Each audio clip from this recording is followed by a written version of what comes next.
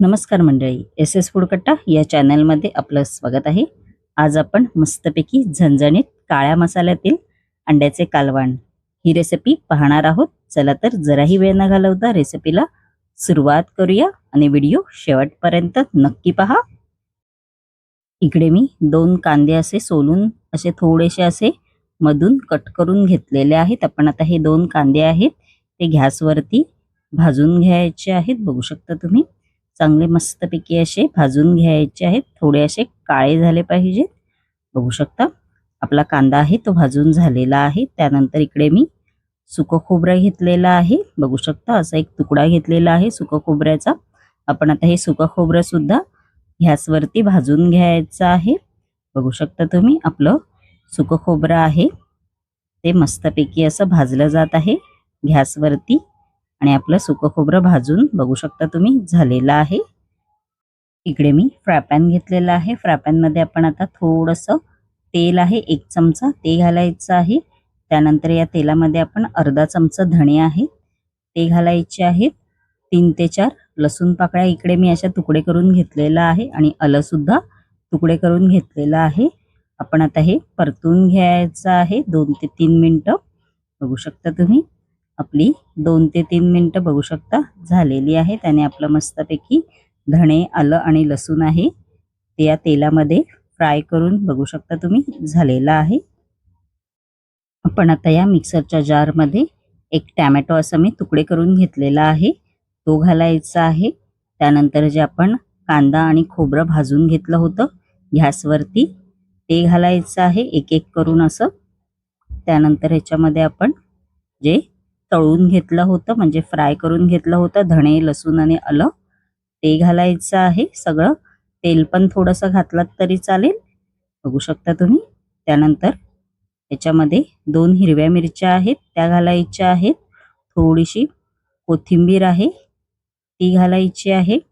इकडे मी 7 ते 8 पुदिन्याची पानं सुद्धा घेतलेली आहेत ती घालणार आहे। आपण आता हे पाणी न घालता मिक्सरला वाटून घ्यायचं आहे। बघू शकता आपलं वाटून झालेला आहे आपला मसाला तयार आहे। इकडे मी कढई घेतलेली आहे। कढईमध्ये आपण आता 2 चमचे तेल आहे ते घालायचं आहे। तेल मात्र थोडं जास्तच घाला। त्यानंतर याच्यामध्ये अर्धा चमचा जिरं आहे ते घालायचं आहे। त्यानंतर जो आपण मसाला तयार केला होता तो घालणार आहोत आपण याच्यामध्ये व चांगलं असं परतवून घ्यायचं आहे। गॅसची फ्लेम इकडे मीडियमच ठेवा। बघू शकता तुम्ही 5 ते 6 मिनिटं चांगला हा मसाला आहे तो या तेलामध्ये चांगला परतवून घ्यायचा आहे। बघू शकता मस्तपैकी असं तेल सुटलेलं आहे।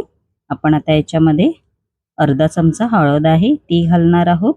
त्यानंतर इकडे मी 1 चमचा चिकन मसाला घेतलेला आहे तो घालायचा आहे व चांगला आपण आता हे परतवून घेणार आहोत।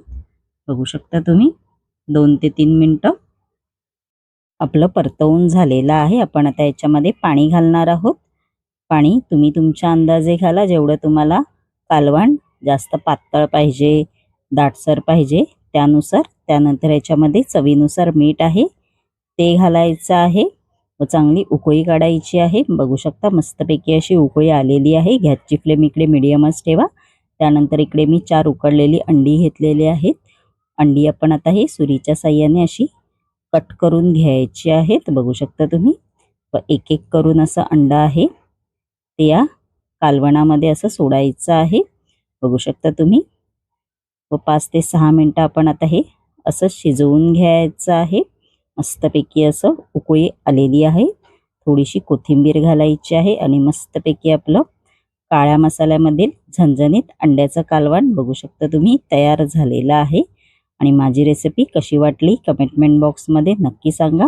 आणि अशाच नवनवीन युनिक रेसिपी जर तुम्हाला माझ्या चॅनलवरती पाहायच्या असतील आणि तुम्ही जर माझ्या चॅनलवरती नवीन असाल तर नक्की एस एस फूड कट्टा या चॅनलला लाईक शेअर अँड सबस्क्राईब करायला विसरू नका। धन्यवाद।